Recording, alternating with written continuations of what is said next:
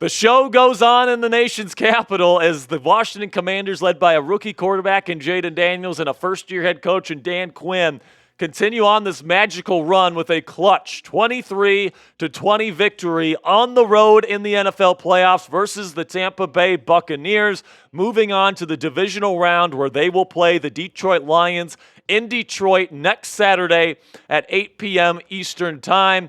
Welcome into the Commanders Report postgame show, man. What a whirlwind this season has been. What a six-game winning streak this has been for the Commanders, and we're going to be here for as long as Jayden Daniels and Dan Quinn take this football team, man, all the way to the Super Bowl if need be. Make sure you guys click that subscribe button if you haven't already. It's free to do so, and we're going to have extensive divisional round coverage for you guys, culminating in a live watch party next Saturday starting at 7 p.m. Eastern Time, an hour before kickoff. So make sure you click that subscribe button. And with that, let's get to the injury updates here. Ben Sinnott, the tight end, rookie out of Kansas State, left the game early with a shoulder injury. We'll keep you updated on his status as the week goes on. And Daron Payne left this game with a finger injury, and we'll also keep you updated on his status as this team prepares for Detroit here on Saturday night. So my game balls. First one obviously goes to Jayden Daniels. I mean, obviously, right? Because he's carrying this football team as a rookie. Every time you need this guy to make a big clutch play in the fourth quarter, it seems he delivers. And in a playoff game here where the brights were lightest, or the brights were brightest, all right, against the team that, by the way, beat this team by 17 points in the season premiere, this time they beat them on a bigger stage, and Jayden Daniels went 24-35, was super efficient, 268 yards passing, even more added to that as a rusher, no picks, protected the football, 0 fumbles, and added 2 touchdowns to his total. I mean, this guy is simply sensational. We'll talk about him later in today's show, but he gets my first game ball. Number 2 game ball goes to Dyami Brown. Throughout the season, different receivers have come up big as wide receiver 2 options for Jayden Daniels. Some weeks it's been Noah Brown. Some weeks it's been Olamide Zaccheaus. Some weeks it's been Jamison Crowder. This week it was Dyami Brown's turn, and this week Dyami had more yards this week than he had since week 5, all right? So he came out of nowhere. The yards per catch was at 17.8. He was a big play machine on 5 catches, almost got to 100 yards, and he added a touchdown as well. So good for Dyami. He's heading into Detroit next week, blazing hot, and I'm hoping he can continue this nice little run that he has been on. Bobby Wagner gets my 3rd game ball here. He's the captain of this defense. He picked up that crucial fumble from Baker Mayfield on that jet sweep debacle in the fourth quarter that gave the Commanders the opportunity to take the lead there in the fourth quarter. And, Bobby Wagner, he's not the best coverage player anymore. He doesn't have the physical ability to do that anymore, but he's still one of the best tacklers, best communicators, best leaders, and best run defenders in the game today. And that showed up today with multiple big-time plays, blowing up the Buccaneers' run offense. And Zane Gonzalez, oh my goodness, man, the doink to go to Detroit. What a finish for Zane Gonzalez. Now, he almost missed what was pretty much a chip shot field goal to send him to the divisional round. But hey, if it goes in, it goes in. Zane Gonzalez, somebody that came in here, middle of the season. The kicker situation here in Washington was really in disarray all season long. And Gonzalez came in off the bench, off the couch, and he has been really, really solid for this football team. He had a 50-plus yard field goal today as well, so good for him. He gets my 4th game ball. Final game ball goes to Dan Quinn, the head coach, because, man, in his first season, the turn around this culture the way that he has, and, you look at the roster that the Commanders have to work with, honestly, it's not like a stellar roster. And, Jayden Daniels, having that guy as your quarterback certainly helps 100%. But you can definitely see why our fans here at the Commanders Report, 90 or 88%, still give Dan Quinn the hiring of 88% A. But let's remember here that most of this fan base was pretty lukewarm on this hiring back last February when they ended up hiring Dan Quinn. The majority of votes gave him a C grade because a lot of people thought it was a retread of Ron Rivera, former head coach that ended up failing. The Cowboys defense, led by Dan Quinn, gave up a ton of yards against Green Bay in the playoff game last year. And, I think Dan Quinn has just shown that leadership is the thing that really makes the difference in NFL locker rooms.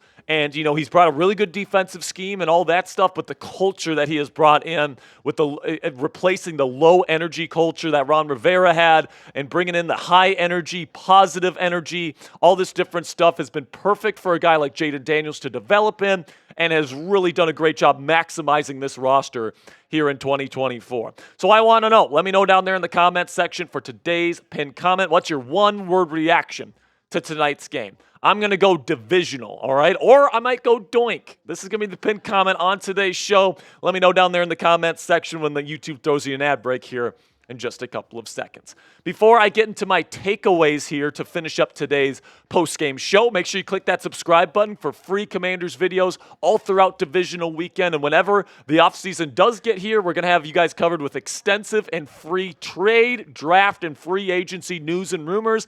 Every time Adam Peters makes a big signing or trade, we will go live for you guys, or at least get you a video out as soon as we possibly can. You're not going to get more extensive coverage on this football team anywhere else on YouTube. So if you love the Washington Commanders and you're excited for the future, join our family today and click that subscribe button. First takeaway here, I got 6 of them. Daniels continues to be special, man. And, he keeps doing things that rookie quarterbacks usually don't do. All right, there was a long streak of rookie quarterbacks going on the road in the playoffs and losing. I think the number was like 12 with Bo Nix losing earlier today. And Jayden Daniels just bucks that trend. He says, F that, I'm going to go out and make a huge 3rd and 9 reception on the final drive of the game. F that, on a huge 3rd and 2, I'm going to stiff arm Kalijah Caincy, a defensive tackle that was a first-round pick, and I'm going to go pick up a first down and will this team to another first down to set up the game-winning field goal. And, the offensive numbers speak for themselves. And most of this is from Jayden Daniels. The run game didn't really get going at all. We'll talk about that later in today's show. But I have not seen any quarterback in the league this year, maybe other than Josh Allen, and Joe Burrow. But Daniels is doing a number on this Commanders team, man. The offensive line is not that good here, man. The wide receiver room is not that good. The run game is not that good. The defense is not that good. And this team is in the final 8 teams in the freaking tournament, led by a rookie quarterback. This guy continues to do stuff that rookies just don't do. He's got a Patrick Mahomes-esque quality in the fourth quarter where he always makes a big play when you need him to. And because of that, I think he's going to be a super special talent that dominates the NFC for years and years to come. Second takeaway, Lattimore was struggling today, man. Marshon Lattimore, he's only played a week and a half here in Washington coming into this game, and he went up against one of the best receivers in football, Mike Evans. He got toasted time and time and time again. He got better as the game went on. Mike Evans wasn't as big of an impact down the stretch, so kudos to Lattimore for, I guess, playing a little bit better. But he gave up a lot of yards today. He had a really bad defensive pass interference in the end zone as well. In future weeks, Lattimore's going to need to be better because Lord knows what they have behind him on the depth chart is not good enough. So you're sticking with Lattimore. And by the way, you have him for 2 more seasons under contract after this year. So he better pick it up here if he wants to be this number 1 corner in this defense for years to come. I will give a big shout out, though, on defense to the defensive front. Once again, this rushing defense was phenomenal, stuffing Bucky Irving and Rachaad White all day long, forcing Baker Mayfield into 3rd and longs all day long as well, doing a really, really good job, keep making it tough on the Buccaneers offense when they were running the football today. And that's what they're going to need to bring to Detroit next week. All right, Detroit, they're going to most likely have Knuckles and Sonic back together again with Montgomery on the mend. And, of course, Jahmyr Gibbs is one of the most explosive talents in football. So they did a good job on Saquon Barkley a few weeks ago, did a really good job against this Tampa Bay rushing attack this week. They're going to have to do it again next week if they want any shot at getting the victory versus Detroit. And, on the flip side here, it was another tough rushing performance for the offense. B-Rob, once again, didn't get going. Even Ekeler wasn't getting going. And that's because the offensive line here in Washington just isn't very good. They're not getting very much push. Andrew Wiley is a joke. Nick Allegretti has been a joke. Even Tyler Biadasz, I thought, today got dominated by Vita Vea, but I can give him a pass for that. It's Vita freaking Vea. But, heading into future weeks, I think that you want to get that rush game going a little bit more than you have. It's been a long stretch here, like 4 or 5 games in a row, where the run game has just not been there outside of Jayden Daniels. And, honestly, I'm not sure if it is going to show up because this offensive line just doesn't have the horses to get that job done. Another takeaway here is it's another game and another clutch W. I mean, how many games this season have come down to the wire and the Washington Commanders, led by a rookie quarterback, find a way to get it done? That final drive from Daniels today to just suffocate the Tampa Bay Buccaneers, having the ball for like the last 6 minutes of the game, getting it all the way down to the final seconds, delivering on third down after third down to really kill that clock all the way down. And, that's a testament to Jayden Daniels. Like, this was a drive that, like, you're accustomed to seeing Patrick Mahomes do in the postseason. And Jayden Daniels, as a rookie, did it like he did it a million times. And that's just a really special quality. And I can't wait to see how far he can take this team this year. And, the next step here is going to be to go get another win versus the Detroit Lions. I mean, let's keep the party going. Why not? As long as you got Jayden Daniels on the field, guys, I truly believe you have a chance to win any football game you play. Yes, Detroit is going to be way more rested than the Commanders. Yes, they're going to have the home field advantage. Yes, that is a really, really good offense there, led by Ben Johnson, their amazing play caller. Yes, that defense has played well despite their injuries because of a really good coordinator there in Aaron Glenn as well. Like, all that's true.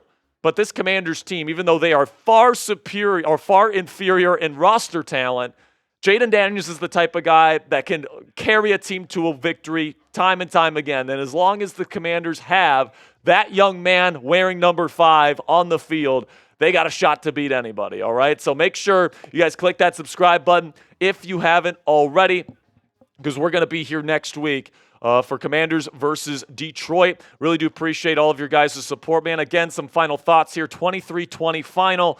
Zane Gonzalez was this close to sending this thing to overtime, and who knows if the Commanders pull it out in OT. But it does go in, 23-20. The clutch Commanders do it again. We'll see if they can do it again next week and keep this party going. But right now, the focus is on surviving and advancing. And as long as this team survives, so will we here on the Commanders Report. Next week, 7 p.m. Eastern Time, the Commanders Report watch party begins. We're going to have extensive coverage getting you ready for this football game throughout the week right here on the Commanders Report. So make sure you click that subscribe button right now.